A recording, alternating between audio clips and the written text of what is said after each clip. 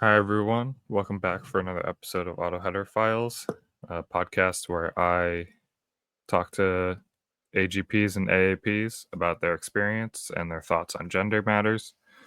And today I'm joined by Oh So Curious. And yeah, thanks for taking the time today to talk about this. Hey, I'm glad that I was able to be interviewed by you today. Um, with autogynephilia, um, how did you first learn about it? Okay, as in when did I first experience it or when I first became aware of the term for it? Either one. We can start with whichever one you want. Ok- Okay, well, I became aware of the phenomena itself when I hit puberty. Instead of having the stereotypical male teenage fantasies everyone would expect, whenever I saw a attractive woman in attractive clothing, say on TV or movies or commercials or music videos, it was like, I want to wear that or I want to be her instead of like, I want to be her girlfriend or I want to do her. And I couldn't find really anything in the literature online at the time. My puberty occurred in the mid to late 2000s. I couldn't find anything online that talked about that particular kind of experience. Most of everything that was there, both online and in print, was the usual born in the wrong body narrative that is all over transgender literature. So I know around that time Anne Lawrence's website was hmm pretty prominent in terms of trans stuff. You didn't come across that? I didn't come across it. I could articulate my desire as I want to be instead of I am, and I remember playing with the advanced search operators on Google or what they call Google dorks to try to force the inclusion or exclusion of certain phrases, but Anne Lawrence's website never came up for me 15 years ago.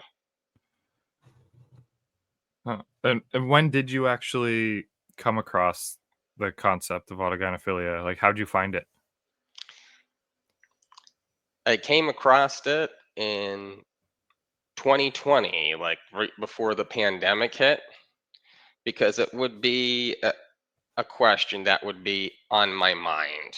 Like, what is this? I can't find an exact description of it in the literature. I would keep doing searches every so often over the years. And finally, by chance, I found a website that mentioned autogynephilia, but it was talking about the theory in a negative manner, talking about it being a tool of bigotry used to oppress transgender people. But I decided to Google the term autogynephilia. And once I had the keyword, things started to change. I found Tail Call's website, and Mhm. then that led me to a PDF copy of Anne Lawrence's book, which is something that I wish I had 15 years ago because it was pretty much everything I wanted to know right there. Yeah, her book is really great for that. I remember I learned about autogynephilia just a year before you did in 2019, and I was reading about it pretty obsessively for about a month, and I was, like, pretty sure that was my situation, but I wasn't fully sure, but then I read Anne Lawrence's book, and it was like, "Okay, yep, this is definitely the thing," like, all the doubt was gone after reading her book. Um, how did once you finally had that keyword and understanding, like, how did you feel about it? Well, I never thought that one could experience both joy and anger at the same time. The joy was from finally knowing what it actually was. The anger was at the mainstream LGBTQ plus establishment from hiding this knowledge from the general discourse. Like it was all locked up in, say, academic papers or professional literature. It's not something that comes up when somebody Googles the symptoms. And I personally think that a layperson shouldn't have to read a book intended for psychiatrists to learn about what's going on. Yeah, no, I fully agree that the situation is really messed up. Like, there's no reason that boys should be going through puberty and be confused about why they wish they were a girl, but they get kind of blindsided by this desire, and it's very confusing, and a lot of them feel ashamed about it, and I really think it would be good if it was included in sex ed to a not extreme degree, but, if they're gonna mention bisexuality and homosexuality and transgenderism, they can also mention, you know, autoheterosexuality because it's literally the most common cause of transgenderism. Yeah, well, I agree with you there, but I have a slightly different reason for it. And it being we don't live in a vacuum. Um, Sexual content, even what would be termed softcore, is widely available on the internet. And there's like softcore sexual content in music videos, TV shows, movies, and that's what I was reacting to. Sooner or later an adolescent is either going to find or their classmates are going to tell them about porn on the internet. I'd like them to be able to understand why they're having that kind of reaction to that kind of content when their peers have a more stereotypical reaction to it. Again, a little bit more nuanced, but I just want it in there like if you're experiencing this, well, this is what it is. Yeah, and it doesn't even have to be that complicated. It's a pretty simple concept, just that, Mm. your heterosexuality is turned inward and it makes you wanna And become like what you're attracted to. yeah, but well, for me, sometimes I needed the more technical explanation of things to get it. So excuse me if I'm like a little bit more verbose than you would be. Uh, no, it's fine as long as it's getting explained, that's what I care about. Um, how did you like, in hindsight, when did you first experience some of the first, like, thoughts or feelings coming from autogynephilia? Right around 14, 15 years old. And a lot of it had to do with clothing. As I previously mentioned, I wanted the clothing that I was seeing on the internet or on TV or in movies. Like really attracted to like, oh, I think this looks beautiful. Maybe I'd like to wear it. The only thing that, and I'll use the modern term here, cisnormative people don't say is that a man wearing woman's clothing like creeps them out at a very innate level. They always say like it's a moral failing on the person themselves or a spiritual failing on the person itself. They don't say there's this innate creep out that happens. Sort of like being told, like, oh, if you're going to go visit a foreign land, here's a list of things not to do so you don't offend the native culture there. Yeah, I mean, I think that, yeah, there's a decent percentage of the population that does have that sort of, like, innate wariness or the sense of unease when seeing a man dressed in women's clothing. Yeah. Um, Yeah, and I guess that's just for us to decide whether we're gonna wear it regardless or whether we're gonna not care. Yeah, or maybe adjust what one wears so that, okay, it satisfies my desire to wear certain things, but it's not really gonna set people off. So, like trying to be intelligent or trying to be smart about it. Well, like some sort of like undercover cross dressing in the sense that like to you, you know, it like reminds you of women's clothes, but like other people won't recognize it as such. Or it won't be recognized as much. Like sort of me wearing a pea coat that I bought from the women's section at H&M, but I just have a nerd t-shirt under it. Yeah, no, that's definitely one way of doing it.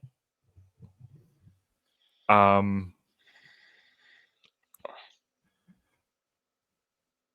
how how long from when you first started experiencing autogynephilia to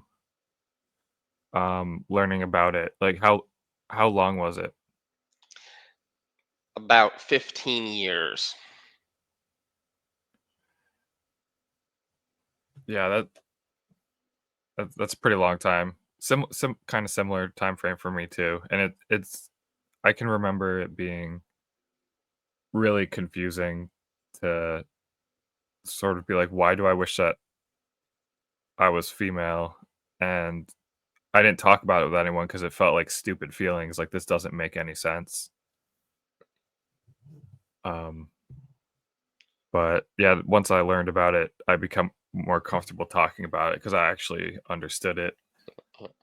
Yeah, well, f- well, for me, the main frustration, despite the mental issues the dysphoria causes and having to deal with people's reactions from both like the secular and the religious sense, is just that the word not really being on the radar, but once I had the word, I could find the knowledge.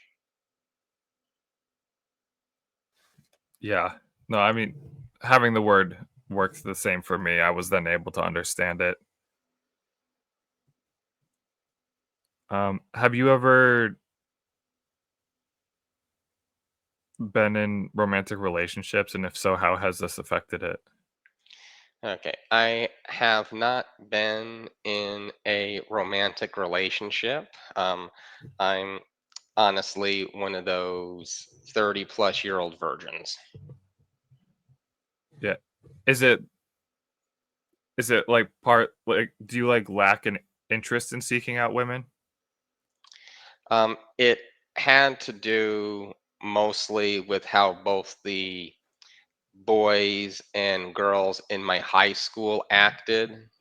Um, to make a long story short, a lot of the boys were obsessed with pornography, like to the point it was the only thing they would talk about at lunch.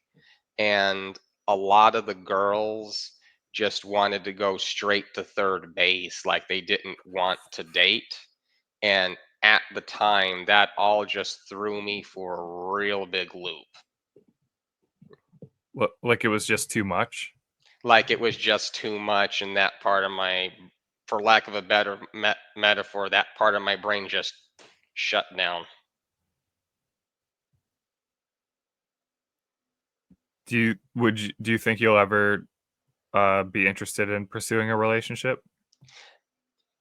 Yes, I would be. And in fact, now having knowledge of autogynephilia, it puts the idea that, okay, I would probably want to make sure that if it's going to be a long-term relationship, that the partner would be compatible with autogynephilia or accepting of it, because one of the things I learned from not only finding about autogynephilia, but was also finding about the trans widow phenomena.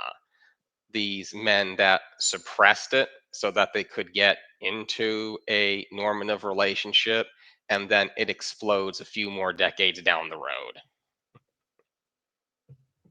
Yeah, but I don't think that would happen with you because you would tell them early, like you said. Well, because it's like learning from the mistakes of your ancestors or learning from the mistakes of those that came before you. Yeah. I know that once I learned about it, I decided that it would be something I would have to tell prospective partners pretty immediately, and I did so, and it was fine. I think given the way I dress normally, it's not really too much of a surprise, and it wouldn't actually filter out like my clothing choices already filter out the women that wouldn't be okay with it. Um, what are your feelings on transgender discourse?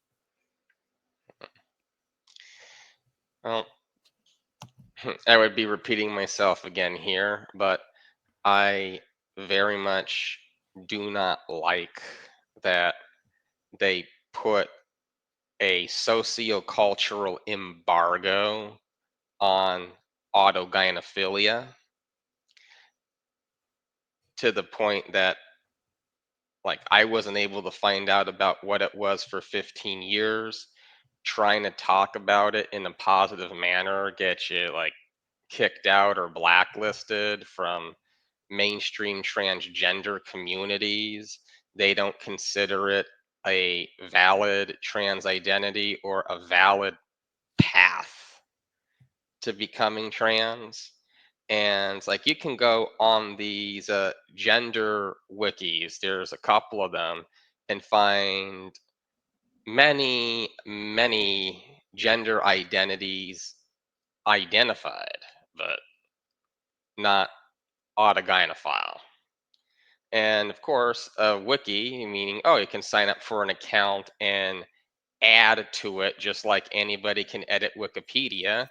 But the page would probably get deleted under the reasoning that it's bigotry. Yeah, that probably would happen. Um, I've started a wiki, haven't really added much to it yet. I guess I should post it publicly and ask other AGPs and AAPs to add to it so that we can make a wiki of our own.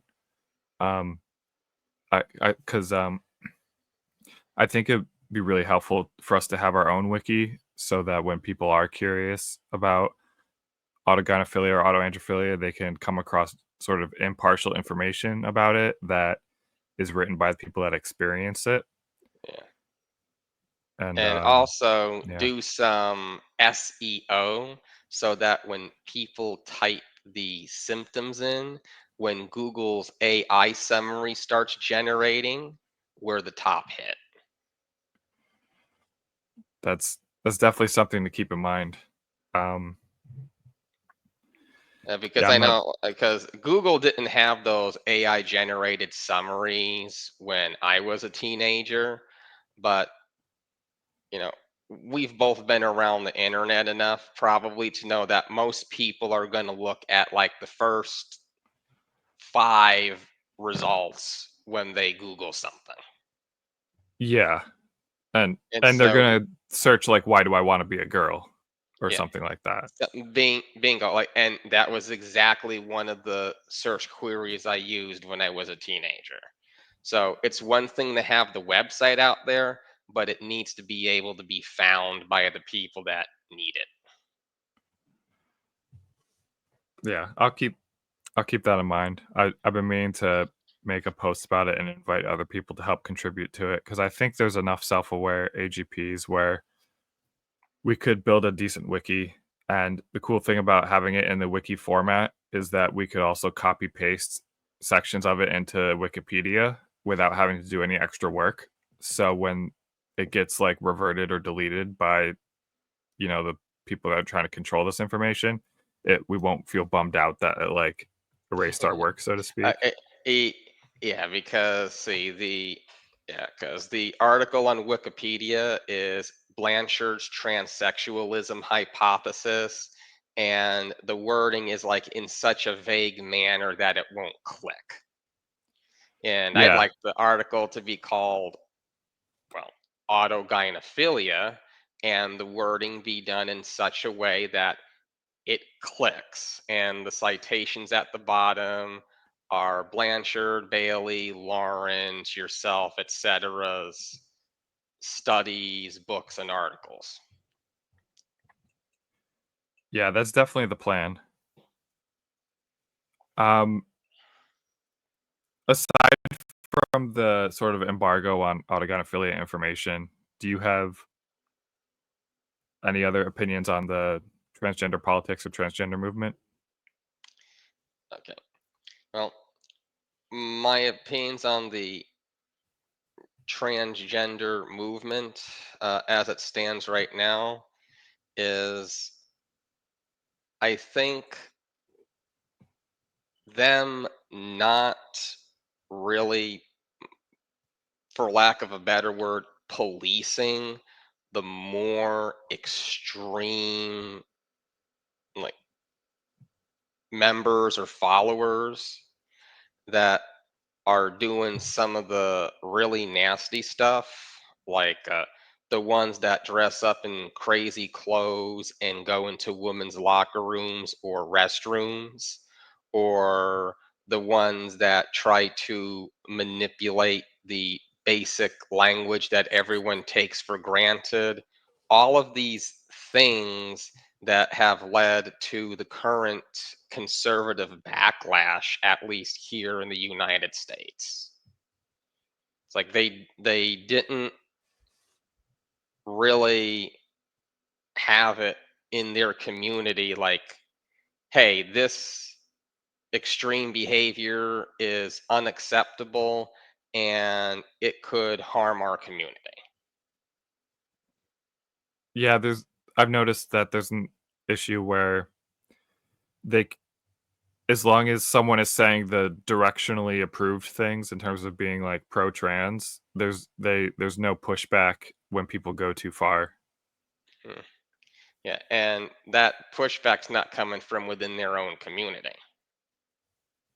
As you can imagine, like a club would like enforce an informal code of conduct among its own members.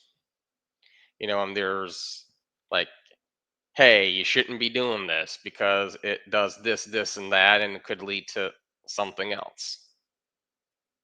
Yeah, like groups need to do self-policing so they can define what the group is and what it is Yeah. not. Yeah.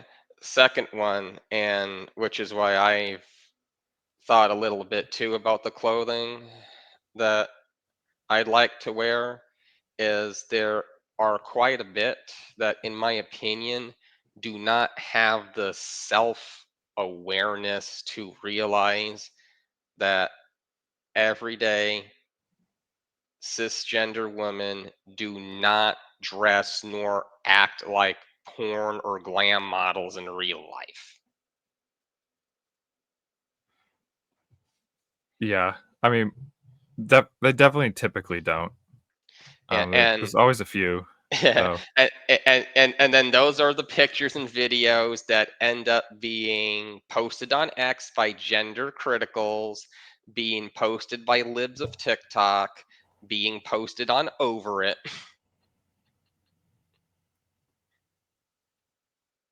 Yeah, what do you think the turfs get wrong?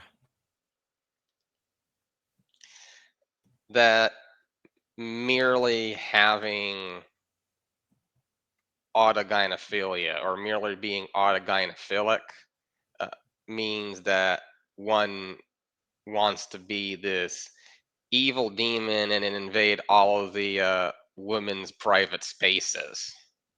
And it's like that's something I personally never thought of doing in like a million years. So they got this stereotype of AGPs being evil, but I also understand where it comes from when they post the receipts that they have. Right, like you can understand why they feel the way they do. I can understand why they feel the way they do. I just wish that they wouldn't paint everybody with the same broad brush. Yeah, and I think that's why it's important for people that are autogynephilic to be able to become comfortable talking about it openly, so that the more reasonable of us, which are Mm. going to disproportionately be the ones that accept what the scientific evidence says about us, so that we become more of, when people think about autogynephilia, that people have some examples of AGPs basically not being crazy or irresponsible. Yeah, well, I'll second to something that because lack of role models. Like there's no like real model in pop culture or internet culture for young autogynephilia or autogynephiles to follow or model themselves after. The ones that you see are mostly the trans activists and what they dress like and the attitudes they have and the ideology that they put forth.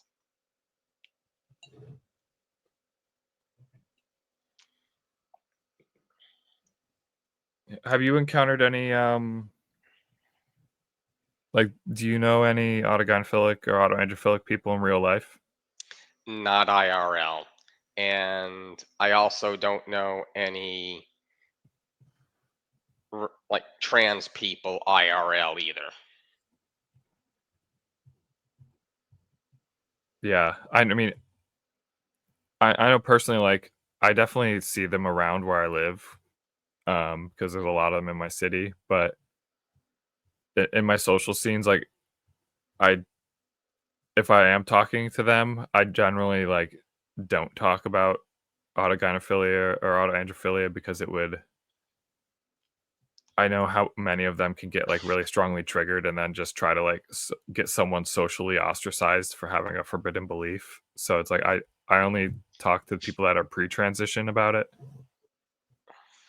Uh, No, like even though I haven't had that experience myself, like you see me chuckle there for a little bit because I can imagine how that happens, especially the social ostracization that has played a part in keeping knowledge of autogynephilia out of the regular discourse. So like it's not so it becomes something like you can't really find it in lay literature and you can't talk about it in person. So how you're supposed to get the word out? Yeah. No, it can be difficult, but I decided to try to do it anyways just because I think it has to happen at some point. Like, can we really go decades and centuries without with, like, avoiding this subject? Hmm. Um, what do you think that like, what benefits have you experienced, from becoming self-aware about being autogynephilic? That I am more comfortable with the internal narrative of my own life. Like it's possible to be born a boy, go through a boy's childhood, including the usual attitudes we would associate with boys, and then something clicks when puberty hits. And then that's when the desire to feminize occurs. In contrast to the more mainstream narrative that I was assigned male at birth, and by culture and socialization, the girl inside me was suppressed. And then we have to go through this process of coming out to finally bring it out. And I really looked hard into my brain, including using meditation a few times to find what they were talking about. Because, like, everything says that. I didn't find it. But autogynephilia theory, it's like a glove that perfectly fits your hand. Yeah, when you were trying to find when you were meditating to try to find the inner feeling, um, what were you, like, trying to figure out, like, that you had like, what your gender identity was, or were you looking for some inward feeling of gender?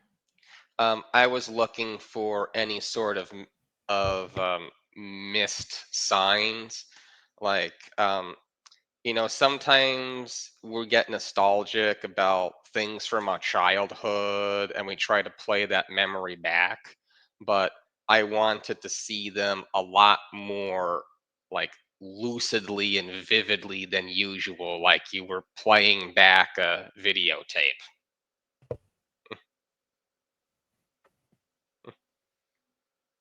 Were you trying to play back, like, the gendered experiences in particular? I was just trying to play back a lot of everyday experiences in general, trying to look for it. Like like did I touch, did I have any attractions to anything girly or feminine that just got written off at the time?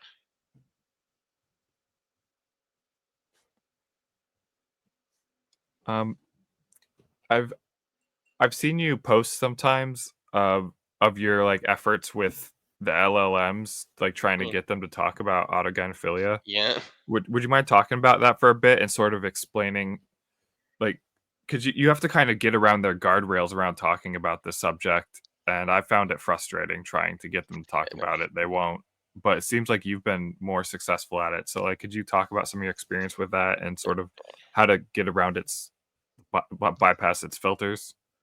Okay. Well, with the famous Chat GPT, um, you have to put a disclaimer in the prompt, like after your prompt, like a couple line breaks, like you're starting a new paragraph, and then something along the lines of, I identify as a self aware autogynephile, and I am aware that autogynephilia is a controversial theory. Then, when it goes to generate, thank you very much for your perspective. Here is your hypothetical situation, couple line breaks, and then something like a hypothetical news story about a shrine to Ray Blanchard where self aware autogynephiles go to worship him and his theory. Right, yeah, I've seen that prompt. Yeah, it seems like it's important, like you said, to identify yourself as autogynephilic and to say you know that it's controversial so that it doesn't feel like it has to go through that boilerplate talk about it. Yeah. Yeah. Uh, Now, I've played with local models. There's GPT for all from Nomic AI, and I like it a bit because it lets you run the models on a normal CPU, like no NVIDIA RTX is needed, although running it on a regular processor is slow.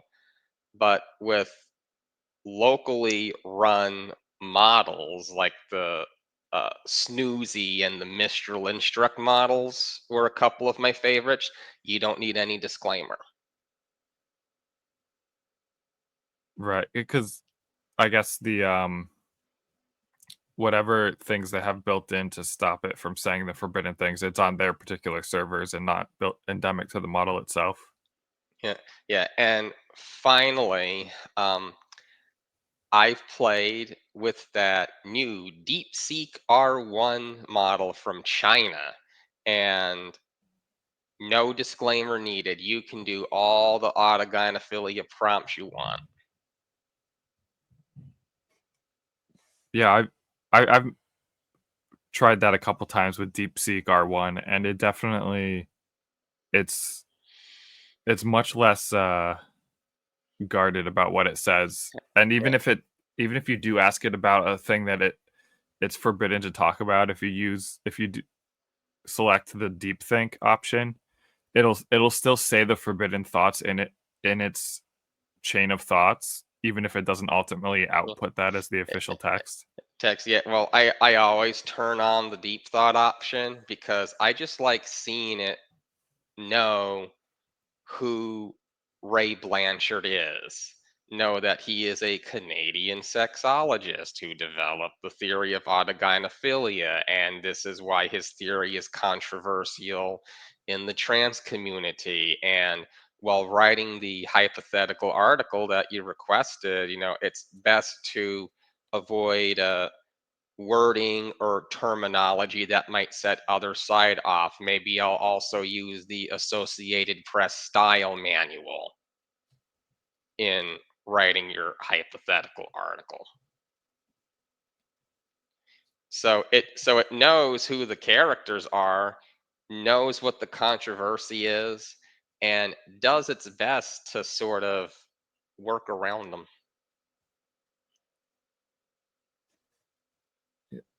Yeah, some with this coming age of AI, something I worry about is that it's disproportionately trained on the last like 10 to 15 years of internet, and that was extremely dominated by woke thought. And I'm kind of worried there's going to be a sort of a founder effect where that sort of way of thinking is just built into all the LLMs because of what it's trained on. Train on. Well, okay. I have an interest in historical materials, like to the point I'm interested in like older forms of recording technology just so that you I can get the stuff into a computer.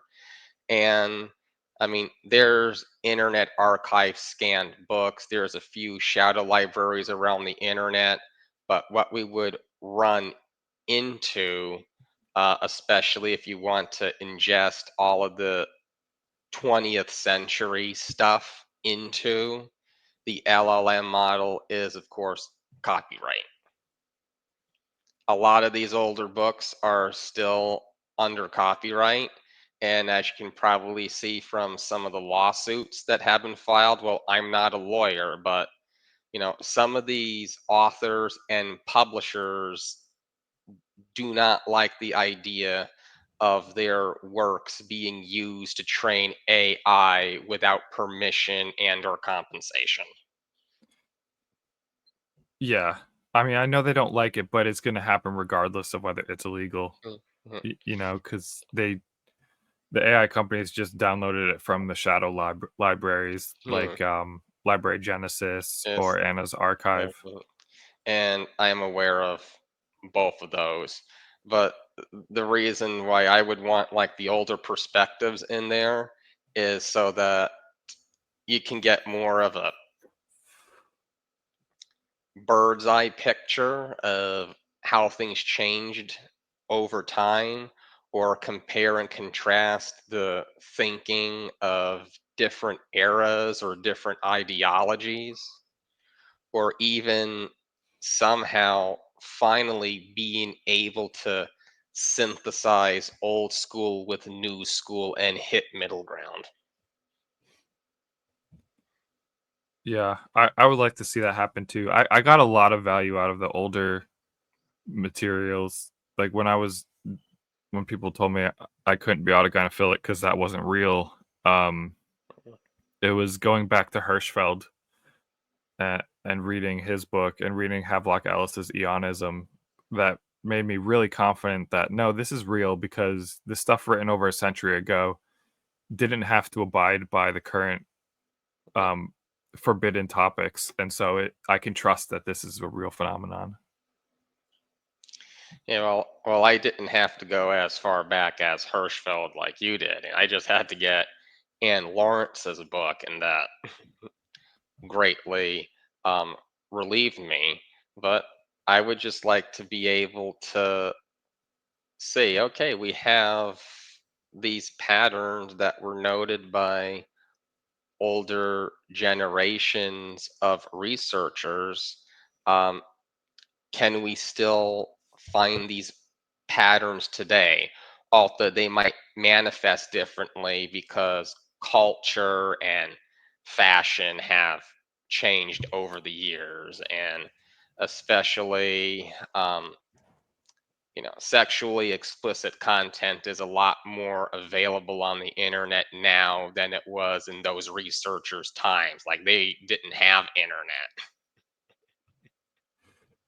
Yeah, and the old like Hirschfeld and Ellis, they actually I was really impressed with how much they did get right considering how little information they had to go off of.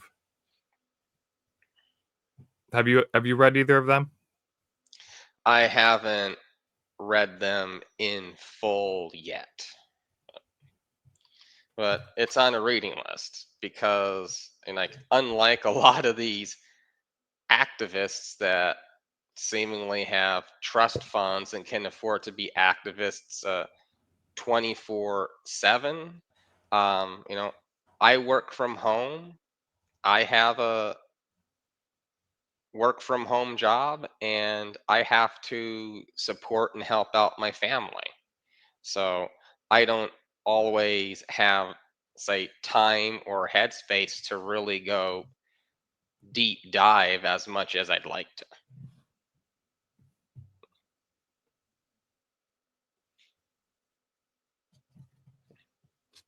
Um, if you could make a change to how society deals with transgenderism, like what change would that be? Mm, that it is not a moral failing of the person, it's not a spiritual failing of the person. There's a component of sexual and romantic attraction towards what they admire. That's why they want to do these things. But here's some basic guidelines about not going too far with it when in public.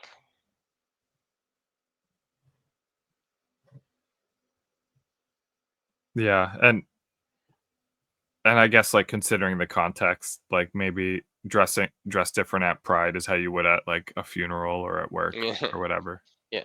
Well, yeah. Well, yeah. Well. Look, you don't go dressed up like you're going to go to the club when you're going to the grocery store. So, Yeah, I think a lot of early stage AGPs do, and by early stage, I mean, like, the ones who have, like, just stopped repressing or just started exploring it. There's a pattern where they tend to go really extra at first, and I was one of them for sure. Not in terms of, like, revealing clothing, but just, like, pretty extra. yeah. Um, how have I've noticed you participate in the Ask AGP and also in some self-aware AGP discords.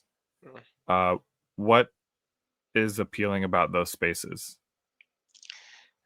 That you can talk about autogynephilia without getting the boilerplate text that it is a tool of bigotry to destroy trans people and getting kicked out of that space. Yeah, just basically the pretty low bar of like being able to talk about something real and not be excluded for it. Yeah. Yeah. And all of these people that are in the trans subreddits describing the classic symptoms, I would love to go in there and just give them the correct answer. But that ain't happening without some socio-political change in that portion of the internet. Yeah. And how do you think that change might be accomplished? Like what can we do to improve it?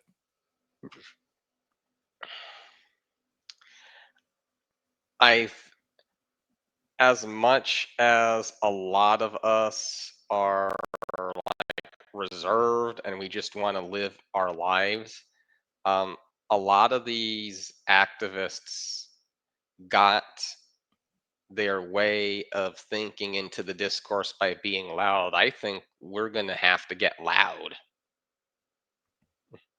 And when we do get loud, what should we say?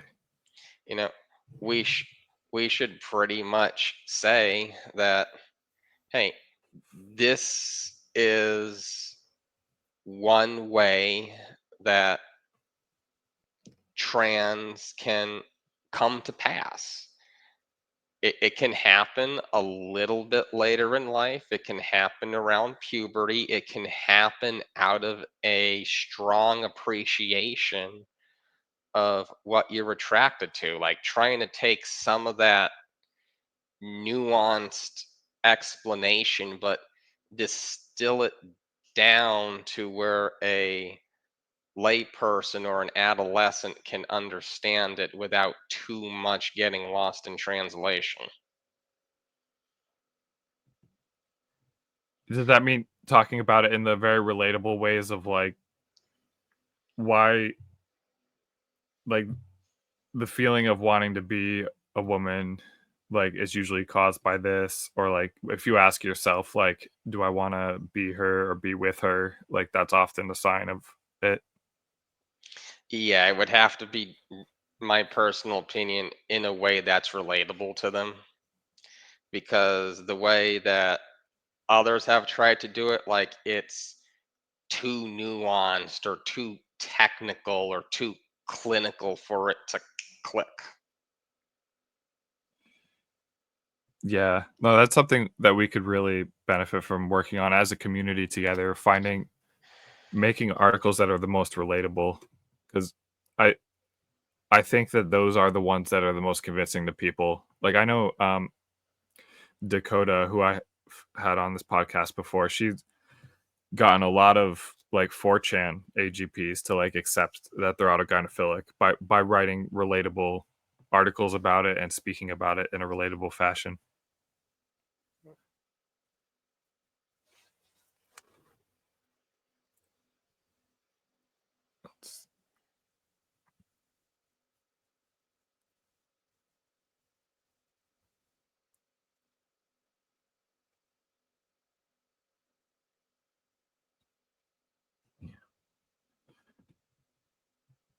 Um, what are some are there other things that you wanna talk about that we haven't touched on yet? Mm. No, I think mostly talked about what I want to talk about for the most part, but what I would like to add, because this is part of like the fight between Christian and trans. Um, when it manifests, it's not a spiritual failing, it's not a demonic possession. This is something that is really innate and it cannot be prayed away. They just a adolescent being raised in a church that starts experiencing this just needs it explained to them, really, that men and women do not like when a man impersonates a woman, and maybe interpret some of the scriptures from that perspective. Do they have also the inverse feeling with regards to females impersonating men?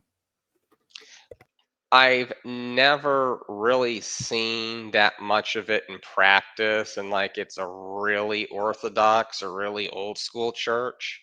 But my experience and what I've mostly seen is against feminine men. Yeah, I agree that's tends to be where the most pushback is. And I think it's this issue with wording and how it's presented is what makes a lot of these budding, and I'll use the term here, a lot of these budding eggs go hatch and go run to the trans community because they say, oh, they all hate you. Here, we'll love you. And they welcome you with open arms and love bomb you. As long as you say all the right things, Yeah. and then until that point, if you cross the line and say something forbidden, like, "I'm autogynephilic," and it's real, Mm. then you're excluded.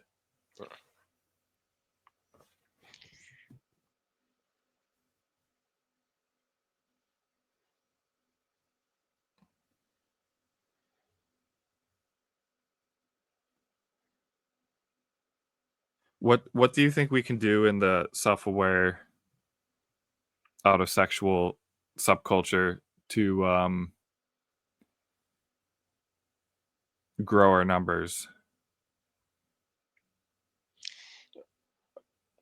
We gotta have some sort of, and this harkens back to what we were talking about just a few moments earlier. We gotta have these relatable memes that work in the same way that the trans memes of the past 20 years have worked. Because you're not really going to get them by being technical or nuanced. You need to hit them in the feels. The imagery and the wording on the meme just has to hit all the right notes to make it resonate. So basically, we need to hit up the generator websites and make a bunch of memes and post them. M- It means when choose the imagery, like somebody looking at a TV screen that has somebody attractive on it, and the thought bubble is, oh, I wish I could wear that, and telling them like, you're valid and this is what it is.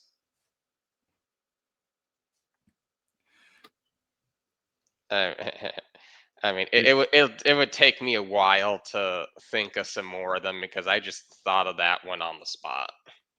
Well, I think there's a lot of truth to that, though. That it it's kind of annoying how um, impactful memes are, and by memes I mean the image macros, like the pictures with words.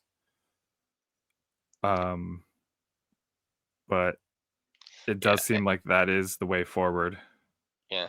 And there's also another one that I would like to bring up. And, it goes a little bit more to the NSFW side, but I take a big issue with these so-called sissy memes because they are based off of the well-worn idea that a man becoming feminine or being feminized is negative or bad or degrading. And except for one image that I found on Pinterest, of all places, there's not really anything that describes it as positive and romantic, both in the wording and the image and clothing chosen. Yeah, the I think that sissies often have masochism as well as part of the sexuality. So like the degradation will show up in a lot of the force femme captions that exist.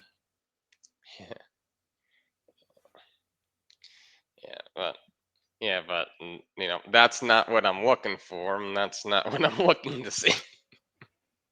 But the problem is, people go try to search for something that reflects their desires, and they end up with force femme captions.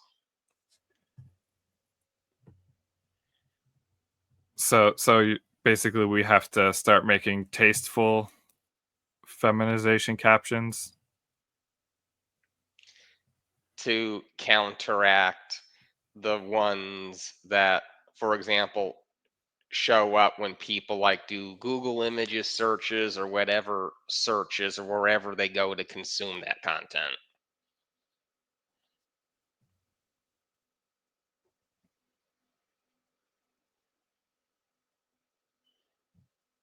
With how do you foresee your autogynephilia developing over your lifetime? Hmm.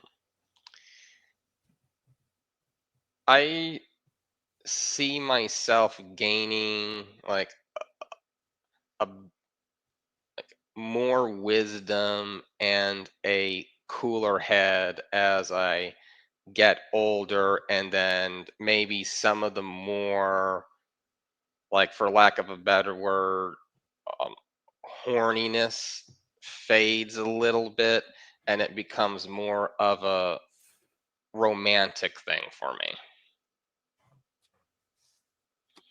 And I could also, like, present myself like, here's a role model about how you handle it later in life, because some of the other examples that we see online, um, for lack of a better word, the John 50s, but I know they come from a different generation, a different time period when it was really suppressed.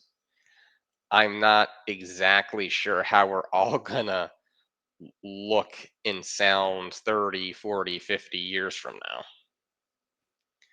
And like, we're not, unless somebody invents a really good anti-aging technology, we're not going to be 100% useful forever. We might still be useful at heart, but sometimes I think trans culture and pop culture focuses too much on youth and the teens and 20s portion of the timeline, and nothing really about aging gracefully.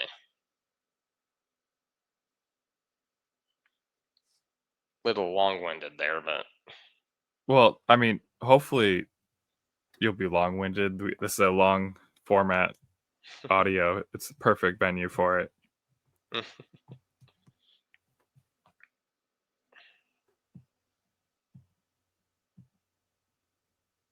Have you been observing, like, of the sort of like self-aware AGP and AAP content out there, which creators have you read their stuff or watched it, and like would you recommend? I would rec okay, I would recommend you, mostly because you're someone that became self-aware of it. You wrote a book synthesizing all the research. You're interviewing other self-aware autogynephiles, but also you're not sensationalizing them to get clicks. Yeah, it would probably be strategic to do that, but there's just something about marketing that feels icky to me, so I don't like doing Yeah, that. yeah, and there is, I mean, and it seems to be a little bit of an unfortunate part of the internet right now. You might have heard the term enshittification, but it's like some content creators, they have to sensationalize and go for clickbait just to get traction. Uh, It, but in a way, I feel like it causes like the internet version of the Maury show instead of being able to have long form, nuanced conversations.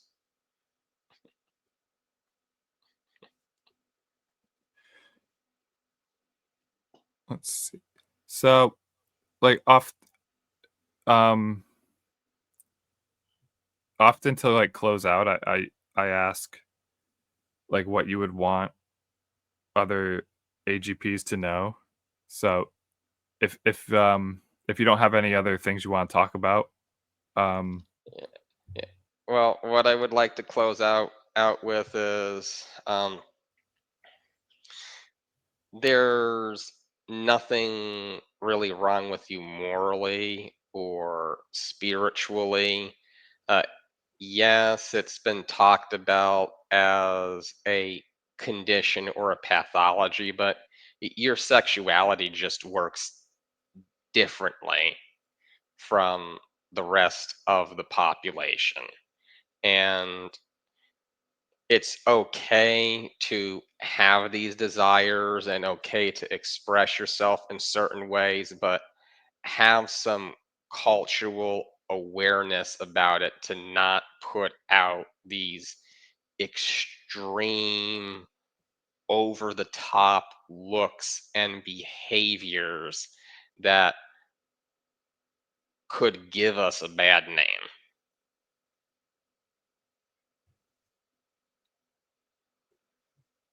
Yeah, I think that's pretty reasonable. Um, yeah, thanks for taking the time to talk to me today. Hey, I'm glad that again I was able to be interviewed by you. It just took a little bit to not like feel starstruck, but I'm very glad that I got to be interviewed by the author of a book that I've read and that I appreciate very much for the work that you've done with it. Well, thank you so much. Hey, you're welcome, and I hope that you have a good rest of your afternoon.